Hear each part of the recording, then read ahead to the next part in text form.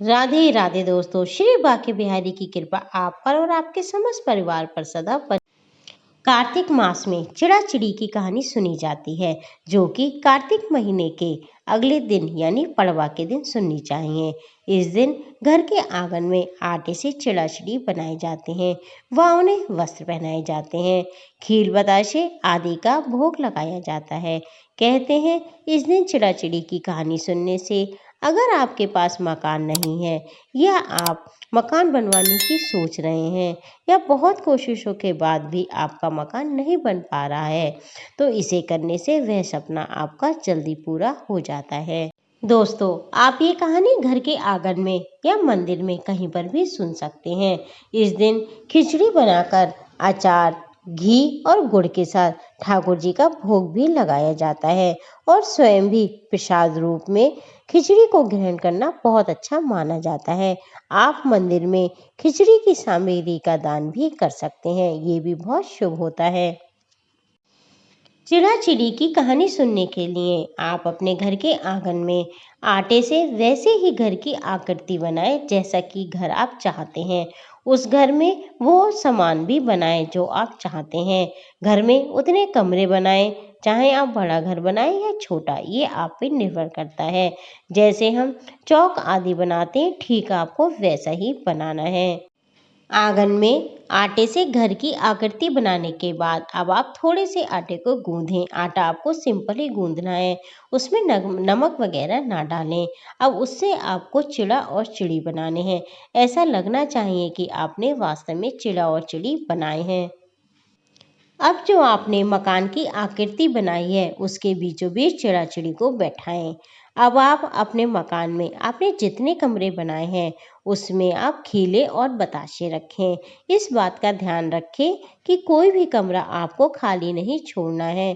एक दिया जलाएं और घर के बीचों बीच रखें, चिड़ा चिड़ी के सामने।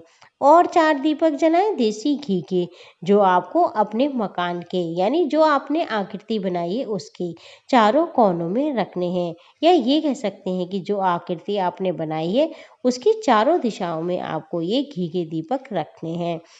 अब पूजन करते समय आपको चिड़ा चिड़ी को खिचड़ी का भोग भी लगाना है। ये आपका मन है कि आप हरी मूंग की दाल की या पीली कोई सी भी खिचड़ी बना सकती हैं। और सब कमरों में आपको एक एक तिलक करना है और एक तिलक आपको मेन गेट पर करना है। तिलक के साथ साथ आपको एक स्वास्तिक भी बनाना है। अब सभी का पूजन करने के बाद आपको सुननी है चिड़ा चिड़ी की कहानी। तो दोस्तों चलिए चिड़ा चिड़ी की कहानी सुनते हैं। दोस्तों, एक बार की बात है, 4 चिड़िया थीं। वे चारों ही कार्तिक का स्नान करती थीं। पड़वा के दिन उन्होंने सोचा कि चलो खिचड़ी बनाते हैं। सभी ने मिलकर घी, चावल और दाल का जुगाड़ किया और खिचड़ी बनाई। सबने सोचा कि पहले नहाकर आते हैं, फिर खिचड़ी खाएंगे।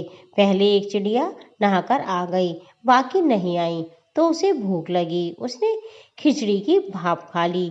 दूसरी चिड़िया आई, उसे भी भूख लगी, तो उसने खिचड़ी का सारा पानी पी लिया। तीसरी ने खिचड़ी खा ली और चौथी ने जो खिचड़ी की खुरचन बनी थी वो खा ली। खाने के बाद चारों चिड़ियाएं मर गईं। अब दोस्तों, जिस चिड़िया ने भाप खाई थी वह राजा के घर राजकुमारी के रूप में पैदा हुई। जिस चिड़िया ने खिचड़ी का पानी पिया था वह कुम्हार के घर पैदा हुई। जिस चिड़िया ने खिचड़ी खाई वह ब्राह्मण के घर में जन्म लेती है और जिसने खुरचन खाई थी वह हाथी के रूप में जन्म लेती है।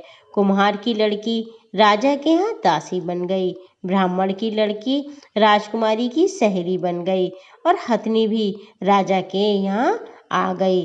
राजकुमारी बनी चिड़िया को पिछले जन्म की सभी बातें याद थीं। अब राजकुमारी का विवाह हुआ तो उसने राजा से कहा कि मैं अपने साथ इस दासी और अपनी सहेली को भी ससुराल ले जाऊंगी। तो राजा ने कहा ठीक है, ले जाना। राजकुमारी फिर भी नहीं गई तो राजा ने पूछा, मैंने कह तो दिया, अब तुम क्यों नहीं जा रही हो? तब उसने कहा, मेरे साथ इस हथनी को भी भेज दीजिए। लेकिन हथनी जाने को उठी ही नहीं। तब राजकुमारी ने उसके कान में पिछले जन्म की सारी बातें कहीं, जिसे सुनकर हथनी उठ खड़ी हुई। अब राजा ये सब कुछ देख रहे थे। उन्होंने तलवार निकाली और राजकुमारी से पूछा कि सच सच बता, तू कौन है, नहीं तो मैं तेरा सिर काट दूंगा। राजकुमारी ने राजा को सभी बातें बता दी।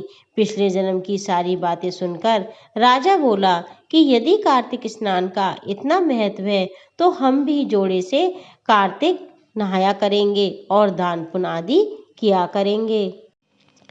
तब से दोस्तों राजा जोड़े के साथ कार्तिक स्नान करने लगे व उन्होंने संपूर्ण नगर में घोषणा करवा दी कि अब से हर कोई कार्तिक स्नान किया करेगा और दान पुण्य आदि किया करेगा। तो दोस्तों ये थी कार्तिक पूर्णिमा के अगले दिन सुनी जाने वाली चिड़ाचिड़ी की कहानी और कार्तिक मास का महत्व।